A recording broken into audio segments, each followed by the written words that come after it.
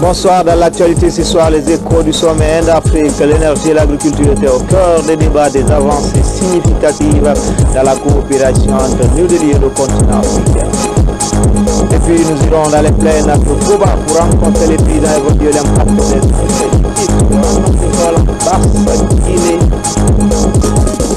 Enfin, cet incendie qui s'est produit dans une maison quartier Simbaya École, commune de Matutu, pas de perte en vue humaine, mais des dégâts matériels importants. La maison et son contenu ont été ravagés par les flammes. Voilà pour le titre encore une fois. Bonsoir à toutes et à tous. Bienvenue. Tout d'abord, ce communiqué. La Cour constitutionnelle de la République de Guinée informe les candidats à l'élection présidentielle du 11 octobre 2015 ainsi que l'opinion nationale et internationale que l'audience publique de proclamation des résultats définitifs du scrutin aura lieu le samedi 31 octobre 2015 à 20h dans la salle d'audience située au deuxième étage de l'immeuble Hadia Foulé, quartier Almamia, commune de Kaloum. Conakry, le 30 octobre 2015, le président Kelle Fassal. Comme annoncé dans les titres, fin à New Delhi, c'est en Inde du sommet Inde-Afrique. Plusieurs chefs d'État et de gouvernement ont pris part aux assises. L'énergie et l'agriculture, deux secteurs clés, ont dominé les débats. Sanasi Keita, envoyé spécial. 10 milliards de dollars comme crédit concessionnel sur 5 ans pour l'Afrique et 600 millions de dollars comme don.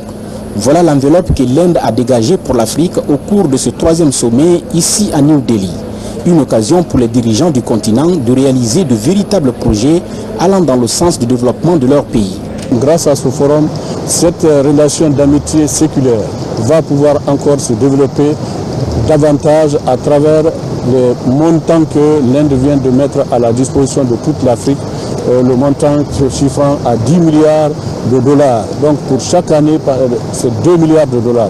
Et nous, notre mission serait de profiter le maximum possible de cette manne financière pour pouvoir avoir des projets structurants dans le domaine de l'eau et de l'électricité.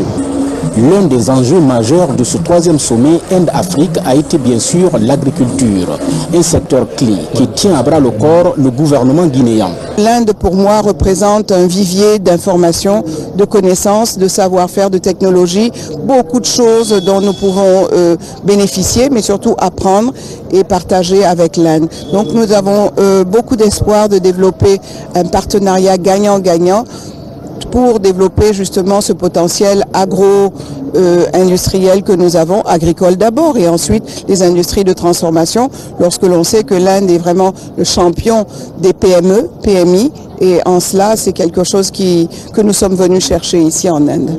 Le prochain sommet Inde-Afrique se tiendra en 2020. Et puis, avant de poursuivre le journal, ce message de Kofi Annan Fondation Genève. Monsieur le Président, je tenais à vous féliciter d'avoir remporté l'élection présidentielle dès le premier tour. Le peuple guinéen a manifestement reconnu les importants efforts que vous avez déployés depuis votre accession à la magistrature suprême. Je salue notamment votre gestion de la crise Ebola, la réforme compliquée de l'armée et l'électrification de Conakry. Un bilan qui explique sans doute la décision populaire de renouveler votre mandat. Cela dit, les observateurs ont relevé des irrégularités dans le processus électoral qui devront être corrigées pour consolider la démocratie guinéenne. Dans le même ordre d'idées, je vous encourage à reconnaître la position de leader de l'opposition à M. Selou Dalein Diallo et lui permettre de jouer à ce titre un rôle constructif dans la vie politique guinéenne. Il ne me reste plus qu'à vous souhaiter une bonne continuation et 5 années de plus de réalisations qui pourront aider la République de Guinée à amorcer son décollage. En attendant, je vous prie de croire, Monsieur le Président, à l'assurance de ma haute considération, signé Kofi Annan. Dans le reste de l'actualité, le nouveau directeur du National Democratic Institute a été reçu par le président de l'Assemblée nationale. L'entretien entre les deux personnalités ont porté sur le fonctionnement de l'institution parlementaire et le nouveau plan d'appui du NDI en faveur du législatif guinéen. Robert Siditono nous fait le point. C'est sa première visite à l'Assemblée nationale guinéenne. Professeur Raphaël Ouattara vient échanger avec les autorités parlementaires. Le nouveau patron d'NDA met l'occasion à profit pour présenter son plan d'appui à l'institution parlementaire.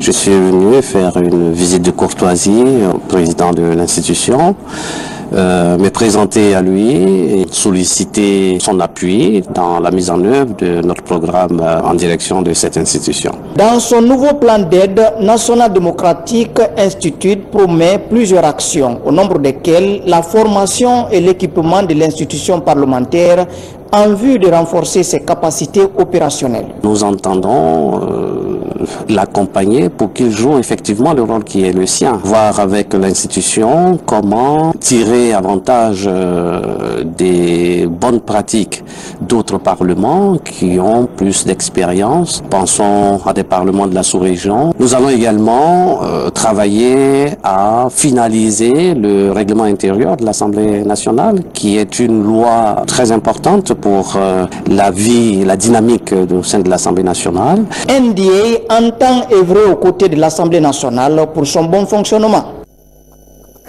Et puis le contrôle physique des fonctionnaires de l'État, l'opération sera lancée ce mois de novembre à travers toute la Guinée. Déjà, 700 jeunes diplômés sont recrutés pour assurer cet exercice. Baba Kouyaté pour plus de détails.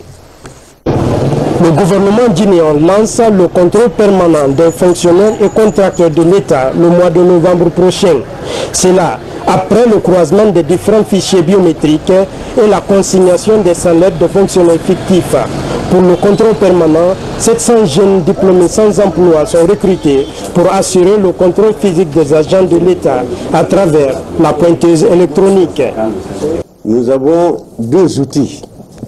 Nous recrutons les jeunes. Nous les redéployons dans les différents services publics. Ils ont les pointeuses électroniques qui permettent d'identifier, parce qu'il y a eu déjà le recensement biométrique. Donc, les données là sont incorporées maintenant dans les pointeuses électroniques. Il suffit d'appuyer sur le bouton pour que votre photo, votre image et toutes vos coordonnées sortent. Il y a également les registres de contrôle.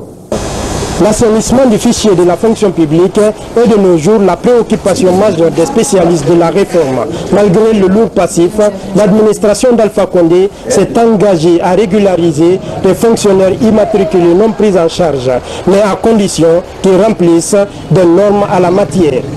Et le gouvernement a retenu le principe de régulariser la situation de ces milliers de jeunes titulaires d'arrêtés d'engagement mais non pris en charge, mais sous réserve de certaines conditions.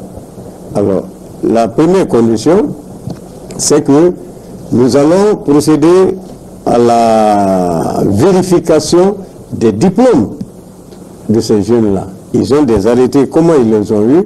Ils doivent déposer les diplômes pour qu'on vérifie l'authenticité de ces diplômes. La deuxième condition, c'est qu'ils vont être soumis à un test de vérifier, d'évaluation des connaissances et d'orientation. Les jours à venir, les superviseurs et contrôleurs seront déployés sur toute l'étendue du territoire national pour assurer le contrôle physique des agents de l'État.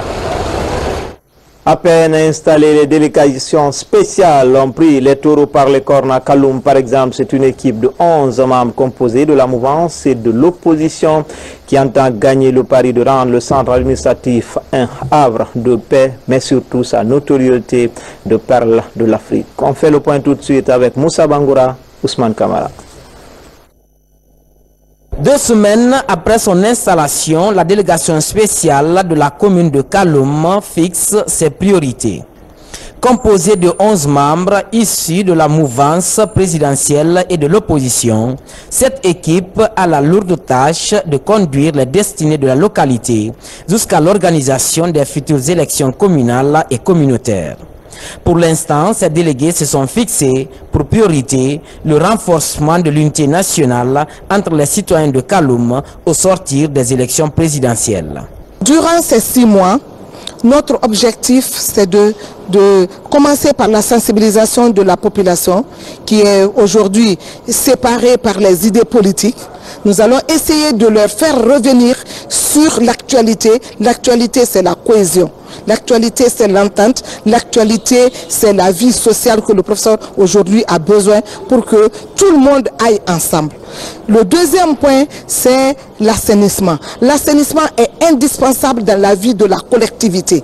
Nous devons commencer notre travail par l'assainissement. Donc pendant notre période transitoire, nous allons assainir, nous allons sensibiliser pour que cette population se rende compte qu'il y a une nouvelle équipe qui est venue, mais une nouvelle équipe où il y a une cohésion de l'entente. Cette avancée dans la démocratie rassure déjà les citoyens. C'est un défi lancé, c'est un défi à relever avec la collaboration des citoyens de Kaloum. Vous êtes dans des communautés, si vous évoluez de façon vraiment loyale, très logique et légitime, franchement, moi j'espère avec eux, ils vont voir le pas. Mais le malheur est que le temps est très court aussi. On dit pour 6 mois. 6 mois, bon, peut-être peuvent faire quelque chose, même 1 ou 2 actions. Ils peuvent le faire pour prouver aux gens que ce qui est mis en place n'a pas été fait pour rien. Ça a une cause très pertinente que les gens ont tenue, que les gens ont accepté et maintenant ils sont ensemble pour ça. Plusieurs axes de développement restent à relever dans cette commune qui abrite le centre administratif et économique de la capitale. L'emploi jeune, la pêche artisanale, l'éducation, le transport et l'assainissement sont ici des préoccupations de tous les jours. Dans l'actualité encore, la Guinée toujours à pied d'œuvre afin de produire le rapport de l'UTIE exercice 2013. Ce vendredi, 2 points étaient à l'ordre du jour: l'approbation des 2 procès-verbaux des 2 dernières réunions et le niveau d'avancement des travaux de réalisation du dit rapport. Abdul Karim Kamara et Jeanne Dunamo. Pour cette énième réunion, 1 minute de silence d'abord à la mémoire de Mohamed François Falcon, décédé il y a 1 an jour pour jour. L'heure est au dernier réglage pour le comité de pilotage et les points focaux de l'ITIE Guinée. Au cœur de la rencontre, le niveau d'avancement des travaux de réalisation du rapport ITIE de l'exercice 2013. C'est ce qui justifie l'invitation qui a été faite aux différents points focaux pour qu'on puisse passer à travers tous les éléments qui ont été reçus et voir faire l'état des lieux pour la production de ce rapport. C'était une rencontre extrêmement importante qui nous a permis effectivement de s'assurer de la réception de toutes les informations que nous avons besoin pour la production du rapport ITIE 2013. Nombreuses sont les entreprises dont les comptes ne sont pas encore stratifiés par le comité de pilotage ITIE. Elles doivent fournir ces informations avant le 4 novembre prochain. Il y a un peu de soucis parce que les informations attendues ne sont pas au rendez-vous. C'est d'ailleurs ce qui nous a motivés à mettre en place un comité renforcé pour permettre et à l'administration publique et aux sociétés minières pour la production de ces informations dont nous avons besoin pour la production de notre rapport 2013. Et ce comité qui rentre en jeu dès cet après-midi devrait nous permettre au plus tard le 2 ou le 3 novembre pour obtenir ces informations que le consultant national a besoin pour la confection du rapport de l'ITIE 2013 pour la Guinée. Le 31 décembre 2015 est la date butoir pour la production du rapport 2013 de l'initiative pour la transparence dans les industries extractives en Guinée. Autre titre de l'actualité, quelle est l'influence des engrais liquides sur le rendement agricole en Basse-Guinée? Une mission mixte Banque mondiale, WAP, était cette semaine dans les plaines de Koba pour faire cette étude. Il ressort que les engrais ont considérablement amélioré les productions agricoles dans cette région. Mamadou Saliouba, de retour de Koba. Avec ses 4000 hectares, la plaine agricole de Tatema constitue l'un des greniers de la Basse-Guinée. Situé à Koba, ce domaine a servi de champ d'expérimentation sur l'influence des engrais liquides sur les rendements agricoles. Après une période d'essai, les experts agronomes de la Banque mondiale et du WAP évaluent les résultats du... Ce que nous avons visité tout au long de la matinée aujourd'hui, c'est essentiellement des parcelles de production de riz.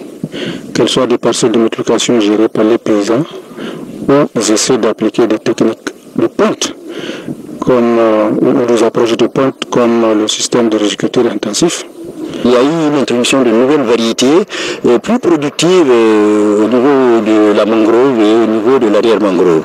Donc, ces premiers résultats au niveau de la production semencière sont très encourageants. Nous avons vu les coopératives semencières qui continuent à se structurer et à se professionnaliser dans la production semencière. Autre étape de la visite, la plaine de Kobarare, également à Koba. Sur ce périmètre, les groupements agricoles ont mis en valeur plusieurs hectares de riz. Ici, la présence de l'engrais réduit le coût de la main-d'œuvre et promet des rendements meilleurs. L'apport de l'engrais augmente les rendements et améliore la qualité du riz. Avec l'utilisation des engrais, nous passons de 2 tonnes à l'hectare à 4 jusqu'à 5 tonnes à l'hectare, ce qui démontre l'importance et la valeur de l'utilisation des engrais en agriculture en général et en riziculture en particulier. La question qui revient à la recherche serait vraiment en fonction des situations. La plaine, voir quelles sont les quantités d'engrais minimales qu'il faut apporter pour avoir un rendement maximum, donc rentabiliser l'utilisation des engrais. La question qui revient à la recherche, et nous avons déjà quelques résultats et nous allons nous appuyer sur ça, et d'abord pour vulgariser ces premiers résultats, mais aussi nous devons approfondir ce travail de recherche sur la fertilisation pour cette plaine. Après avoir relevé le défi de l'engrais, le VAP et la Banque mondiale entendent œuvrer pour la gestion de l'eau. Leur mission, aider les paysans à améliorer la productivité agricole. Cap sur Télémélé, plus précisément à Daramaniaki, là-bas les infrastructures se détériorent ou sont presque inexistantes par endroits. L'eau potable reste un défi à relever. C'est ainsi que l'ONG Fondis Guinée International West Africa s'engage à réhabiliter ces infrastructures. Reportage à Daramaniaki, Mamadou Pativalde. La sous-préfecture de Daramaniaki est l'une des 13 collectivités que compte la préfecture de Télémélé. Située à 300 km du chef-lieu de la région administrative de Kindia, la sous-préfecture de Daramaniaki est confrontée au manque d'infrastructures. En plus du mauvais état de la route, le seul centre de santé de la localité ne répond plus aux normes. L'accès à l'eau potable reste également un défi à relever. Quant au collège, elle est en voie de réhabilitation, tandis que l'école primaire du centre, vieille de 63 ans, est dans un état de dégradation très poussé. Le fait que ce projet promet de construire un centre de santé vraiment digne de nom, je suis très ravi qu'à mon temps qu'on arrive à avoir ce projet-là dans notre territoire. Dans la sous-préfecture, le bloc administratif est en souffrance avec un personnel insignifiant à tous les niveaux. Les actions que le Fondis est venu programmer ici, elle a programmé le reprofilage des routes, la rénovation de la sous-préfecture et des logements, le poste de santé et l'école primaire et le poste de gendarmerie, le logement des fonctionnaires. En vue d'accompagner le gouvernement guinéen dans ses efforts de développement, l'ONG Fondis Guinée International West Africa s'engage à réhabiliter toutes ces infrastructures et reprofiler près de 250 km de routes reliant Daramaniaki aux autres localités environnantes. Riposte Santé-Boula, on en parle dans cette édition. Les conducteurs de taxi, moto et vendeuses de Dubreka s'impliquent dans la lutte, d'où cette session de formation pour renforcer les mesures de prévention. Elle est initiée par le réseau national des communicateurs traditionnels et le REFMAP. Reportage à Dubreka, Fatima Diallo. Renforcer la vigilance et les mesures de prévention pour pérenniser les acquis dans la lutte contre le virus Ebola. C'est la stratégie du RENACOT, réseau national des communicateurs traditionnels. C'est pourquoi les vendeuses et les conducteurs de taxi-moto de Dubreka sont de nouveau à l'école. Des dispositions à prendre pour contrer Ebola. Et nous avons l'hygiène, pratiquer l'hygiène, laver les mains à chaque mouvement. pour éviter Ebola? Je demanderai d'abord à toutes sortes de clients que moi je vais prendre de laver ses mains d'abord avant de monter sur ma moto. Et pour le temps qu'on prendra encore aller jusqu'à le déposer à destination, je lui donnerai des sages conseils qu'on m'a pris ici pour qu'il aussi soit épargné de cette maladie. Parrainé par le REFMAP, cet atelier permettra aux acteurs de la société civile de mieux s'impliquer dans la lutte contre Ebola.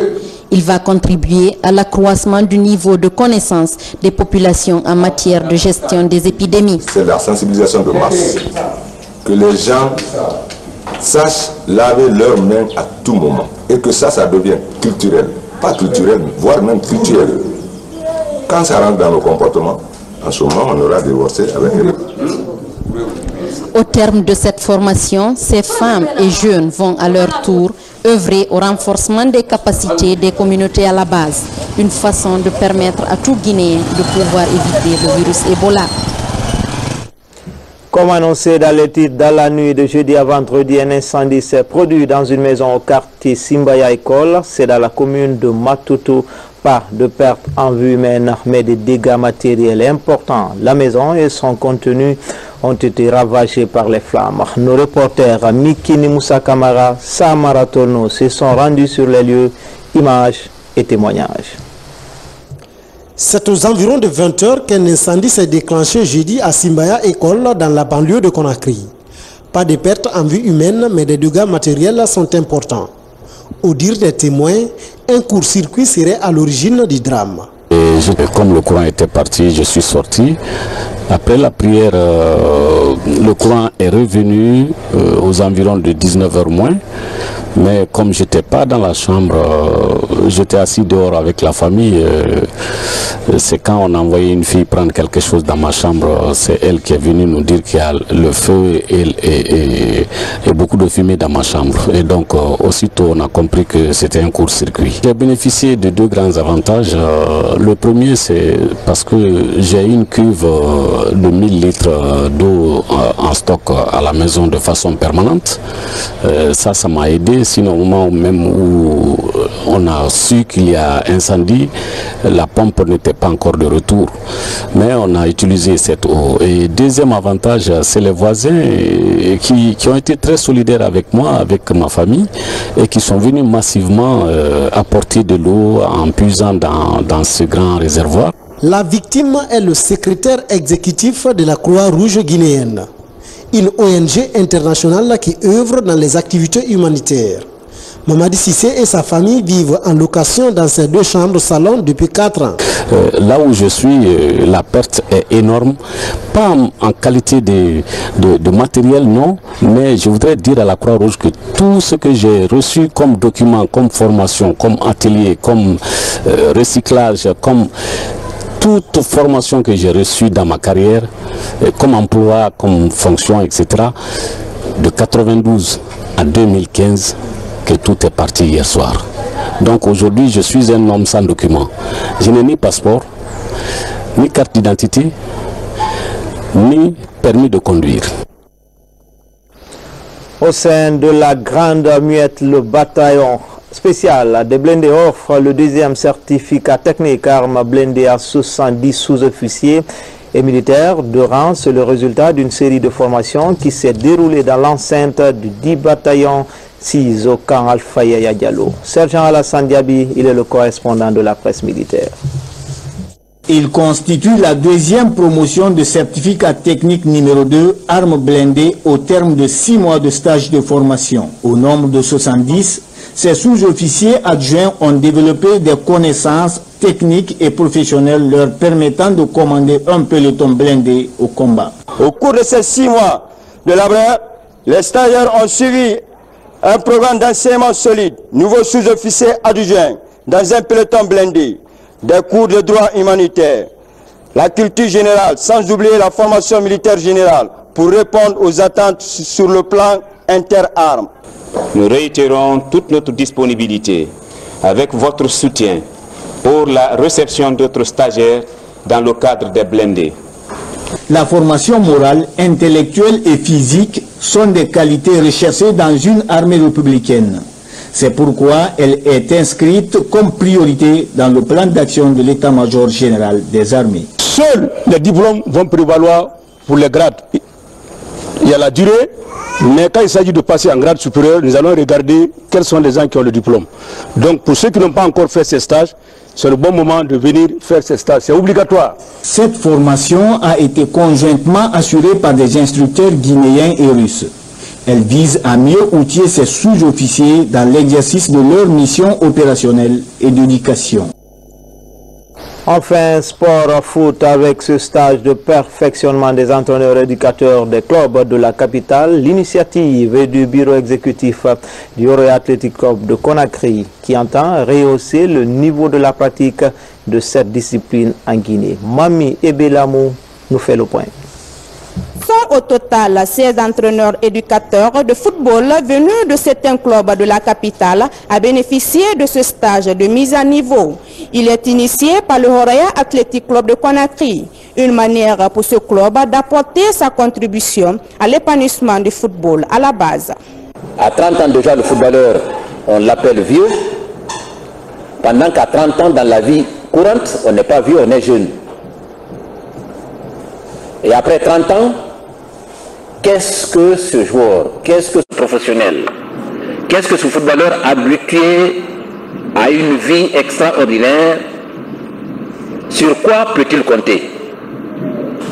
Je ne vais pas m'étendre dessus pour dire que ce stage est l'un des meilleurs stages guinéens. Durant une semaine, ces stagiaires suivront des cours théoriques et pratiques sur des sujets comme la personnalité, le rôle et l'importance d'un encadreur sportif. Tout est axé sur la personnalité de l'entraîneur. Il y a beaucoup de préjugés sur les entraîneurs guinéens, mais je pense qu'à la sortie de ce stage, on va essayer de se démarquer pour que l'entraîneur guinéen ait une personnalité, une réelle personnalité. Mais tout cela pour apprendre, apprendre beaucoup. Vous savez, il n'y a pas d'âge pour apprendre. Je pense que si je suis là, parce que j'ai opté pour une aventure, le métier d'entraîneur, je pense que c'est un passage obligé d'avoir une bonne formation pour essayer de transmettre ce que j'ai pu apprendre pendant 20 ans dans ma carrière professionnelle. Et sans oublier aussi, pour diriger une équipe, il faut des compétences. C'est pour ça que je suis là avec beaucoup de fierté et beaucoup d'humilité pour apprendre. Cette formation ouvre ainsi la voie à d'autres initiatives locales pour le développement du football guinéen. Avant de boucler ce journal, nous revenons sur ce communiqué de la Cour constitutionnelle. La Cour constitutionnelle de la République de Guinée informe les candidats à l'élection présidentielle du 11 octobre 2015 ainsi que l'opinion nationale et internationale que l'audience publique de proclamation des résultats définitifs du scrutin aura lieu le samedi 31 octobre 2015 à 20h dans la salle d'audience située au deuxième étage de l'immeuble Hadja Foulé, quartier Almamia, commune de Kaloum. Conakry le 30 octobre 2015, le président Khalifa Sall. C'est tout pour les infos. À retenir ce soir, demain samedi, la proclamation définitive des résultats du scrutin du 11 octobre. Tout le plaisir a été pour moi de vous servir. Très belle soirée à tous. À demain.